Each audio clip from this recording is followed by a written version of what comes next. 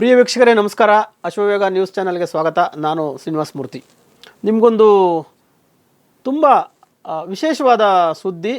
ಎಲ್ಲರೂ ವಿಜ್ಞಾನಿಗಳು, ಪರಿಸರವಾದಿಗಳು, ಸಮಾಜ ಸುಧಾರಕರು ಎಲ್ಲರೂ ಒಂದು ತಲೆ ಕೆಡಿಸ್ಕೊಂಡಿರುವಂಥ ಈ ಕಾಲಘಟ್ಟದ ವಿಚಾರ ಏನು ಅಂದರೆ ಅದು ಜಾಗತಿಕ ತಾಪಮಾನ.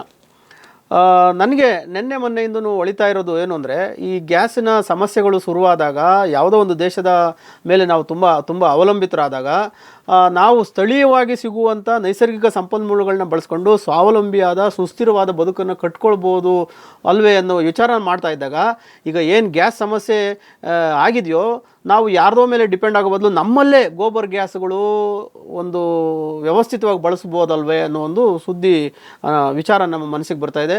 ಯಾಕಂದರೆ ಏರುತ್ತಿರೋ ಜಾಗತಿಕ ತಾಪಮಾನನ ಇಳಿಸ್ಬೇಕು ಅಂದರೆ ನಾವು ಸ್ಥಳೀಯವಾಗಿ ಇರುವ ಸಂಪನ್ಮೂಲಗಳನ್ನು ಬಳಸಬೇಕು ಅನ್ನೋದೇ ವಿಜ್ಞಾನಿಗಳ ಒಂದು ಎಚ್ಚರಿಕೆ ಸಂದೇಶ.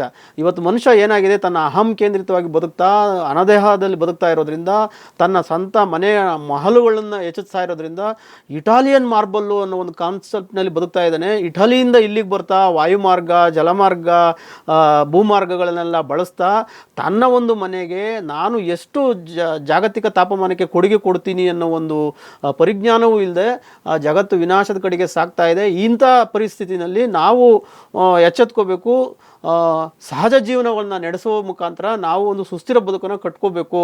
ಈ ವಿಚಾರದಲ್ಲಿ ನಾವು ಗೋಬರ್ ಗ್ಯಾಸನ್ನು ಕೆಲವೊಂದು ರೈತರ ಹತ್ರ ನಿನ್ನೆ ಸಂಪರ್ಕ ಮಾಡಿದಾಗ ತುಂಬ ಆಶ್ಚರ್ಯಕರ ಸುದ್ದಿಗಳು ಕೇಳಿಬಂದವು. ಯಾಕಂದರೆ ನಾವು ಒಂದು ಕಾಲದಲ್ಲಿ ಅದು ತುಂಬ ದೊಡ್ಡ ಮಟ್ಟದ ಖರ್ಚಾಗುತ್ತೆ ಅಂದ್ಕೊಂಡಿದ್ವಿ. ಕೇವಲ 25,000 ಖರ್ಚುಗಳಲ್ಲಿ ಅದಕ್ಕೂ ಕಡಿಮೆಯಾಗಿ ಸಿಂಪಲ್ಲಾಗಿ ಮಾಡ್ಕೋಬೋದು. 25,000 ಇದ್ದರೆ ಒಂದು ಸುಮಾರು ಕುಟುಂಬದ ಒಂದು 5-10 ಜನ ಇರುವಂಥ ಒಂದು ಕುಟುಂಬಕ್ಕೆ ಗ್ಯಾಸನ್ನು ನಾವು ಬಳಸ್ಕೋಬೋದು, ಗೋಬರ್ ಗ್ಯಾಸನ್ನು.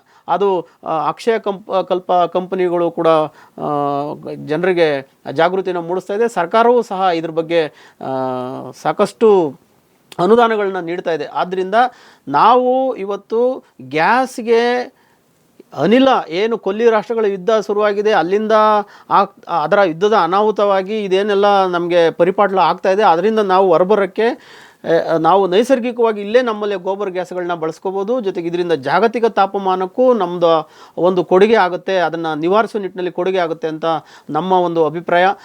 ಇದಿಷ್ಟು ನಿಮಗೆ ಸುದ್ದಿ ಕೊಡ್ತಾ ಇದ್ದೀನಿ ಸ್ನೇಹಿತರೆ. ಮತ್ತೊಂದು ಸುದ್ದಿ ಮುಖಾಂತರ ನಿಮಗೆ ಸಿಗ್ತೀನಿ. ನಮಸ್ಕಾರ.